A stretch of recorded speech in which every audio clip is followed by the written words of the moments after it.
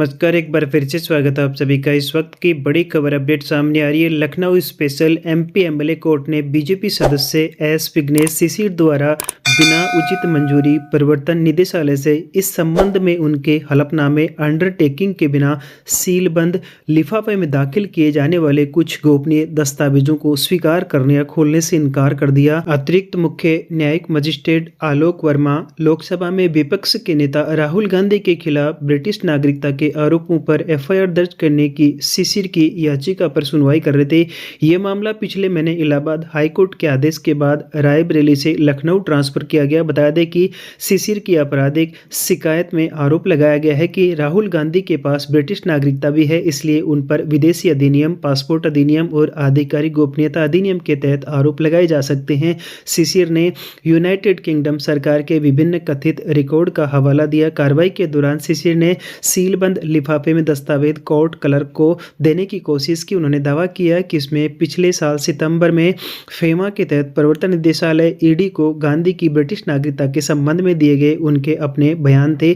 जब कोर्ट ने उनसे पूछा कि क्या वे ऐसे गोपनीय दस्तावेज दाखिल कर सकते हैं, तो शिशिर ने दावा किया कि उन्हें ईडी से फोन पर कोर्ट में उन्हें दाखिल करने की अनुमति मिली थी। हालांकि एसीजेएम वर्मा ने उस आधार पर दस्तावेज स्वीकार करने से इनकार कर दिया। उन्होंने कहा कि अगर आप इसे सीलबंद कवर में दे रहे हैं और बोल रहे हैं कि ये गोपनीय दस्तावेज है, तो क्या इसे आप यहाँ दाखिल कर सकते हैं? आप हलफनामे पर कहिए कि आप इसे यहाँ फाइल करने के लिए अधिकृत है। कोर्ट इसे तभी पढ़ेगी जब तक इसे अपने पास रखिए। कोर्ट ने शिशिर को आगे निर्देश दिया कि वह ईडी से संबंधित दस्तावेज उचित प्राधिकरण कोर्ट ने शिशिर को आगे निर्देश दिया कि वह ईडी से संबंधित दस्तावेज उचित प्राधिकरण से उचित मंजूरी लेने के बाद रिकॉर्ड पर रखे। उनके बाद शिशिर ने अलग से कुछ दस्तावेज जमा किए, जिनमें एक यूके नागरिक के कुछ बयान थे, जिनके बारे में उन्होंने दावा किया है कि वह उनसे मिलने आए और उसने गांधी के खिलाफ कई अहम जानकारियां दी। इसे इसका टर्निंग पॉइंट बताते हुए शिशिर ने कहा कि वह व्यक्ति किसी भी भारतीय कोर्ट में बयान देने के लिए तैयार है। एसीजेएम वर्मा ने इन दस्तावेजों की समीक्षा की और उन्हें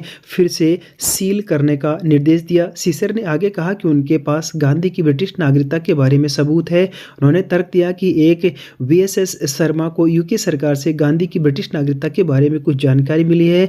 गांधी ने अपने चुनावी हलफनामे में यूके के रजिस्टर्ड कंपनी बैंकॉक लिमिटेड से जुड़े होने की बात मानी थी। 2004 और 2009 में अमेठी से सांसद चुने जाने के बाद भी गांधी लंदन की एक नगर पालिका की वोटर लिस्ट में वोटर बने रहे। शिशिर ने आगे कहा कि उन्होंने गांधी के कथित ब्रिटिश पासपोर्ट की जानकारी के लिए एक आरटीआई दायर की, लेकिन भारत सरकार ने जवाब दिया कि जानकारी रोक दी गई। उन्होंने तर्क दिया कि इससे पता चलता है कि सरकार के पास जानकारी है, लेकिन वह सार्वजनिक व्यवस्था की चिंताओं से बचने के लिए इसे उजागर नहीं कर रही है। शिशिर ने आगे कोर्ट को बताया कि मैंने गांधी के पासपोर्ट की एक कॉपी देखी है, मैं इसे यहाँ फाइल नहीं करना चाहता क्योंकि इससे कानून और व्यवस्था की समस्या हो सकती है। उन्होंने तर्क दिया कि अगर एफआईआर दर्ज होती है तो दरोगा साहब केंद्रीय गृह मंत्रालय को लिखेंगे, जिससे उन्हें पासपोर्ट की जानकारी देनी पड़ेगी। शिशिर ने तर्क दिया कि आप एक ऑर्डर पास करेंगे, एफआईआर होगी और एक दिन में एक पेपर का पासपोर्ट सबके सामने आ जाएगा, केस सोल्व हो जाएगा। बहस के दौरान जब शिशिर ने इलाहाबाद हाईकोर्ट के उस आदेश का जिक्र किया जिसमें उन्हें